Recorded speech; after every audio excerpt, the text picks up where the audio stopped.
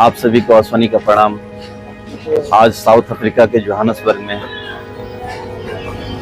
Checkers में हम market करने आए हैं। घर की तैयारी भी हो रही है, घर आने की, अपने हिंदुस्तान, अपने देश के लिए प्रस्थान करने के लिए तैयार हैं। मार्केट के दौरान हमसे एक पंजाब के रहने वाले फाजी से मुलाकात हुआ।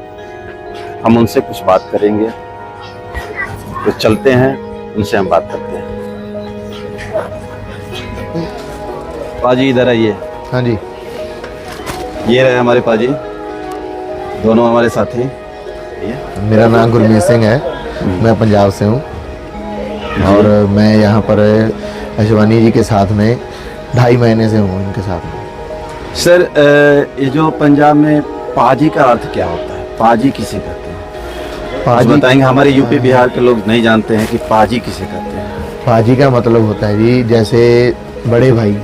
अच्छा अच्छा, अपने से बड़े को रिस्पेक्ट देना। अच्छा अच्छा, उसका मतलब, उसका यही मीनिंग होता है कि पाजी जो बोलते हैं वो बड़े को बोलते हैं अपने से। अच्छा अच्छा। हाँ। और एक और शब्द सबको खलता है कि ये इसका मतलब क्या है? चक दे।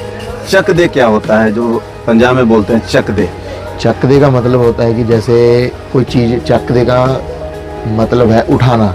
अच्छा अच्छा, जैसे हम बोलते हैं कि कोई एक आदमी को बूस्ट, जैसे बोलते हैं ना बूस्ट, जी जी, एक एनर्जी देता है चक दे वर्ड। जी जी, जैसे हम बोलते हैं कोई लड़ाई होगी, झगड़ा हो गया, कुछ भी हो गया, वो चक दे, कोई बात नहीं, मैं तेरे साथ हूँ, उठा दे, कोई दिक्कत नहीं, जो होगा देखा जाएगा। जी जी, वो चीज़ होती है। हाँ। चलिए, बहुत अच्छा लगा आपसे मुलाकात करके। ठीक है जी। और आप कुछ पंजाब के बारे में हमारे दर्शकों को बताएंगे? पंजाब के बारे में तो पता ही है दुनिया को। वहाँ का मुख्य भोजन क्या है? वहाँ का मुख्य भोजन समय के हिसाब, जैसे सर्दी आ गई, सर्दियों में ज़्यादातर लोग मक्की की रोटी, सरसों का साग, ये सब खाना पसंद करते हैं। और गर्मियों में आम नॉर्मल भोजन, दाल रोटी सब्जी, ये सब। चलिए, साउथ अफ्रीका में फाजी से मुलाकात हुआ, बहुत अच्छा लगा। अब हम यहीं पे वीडियो का अंत करते हैं, फिर मिलेंगे अगले वीडियो में। तब तक के लिए जय हिंद, जय माता दी, सत श्री अकाल। सत श्री अकाल।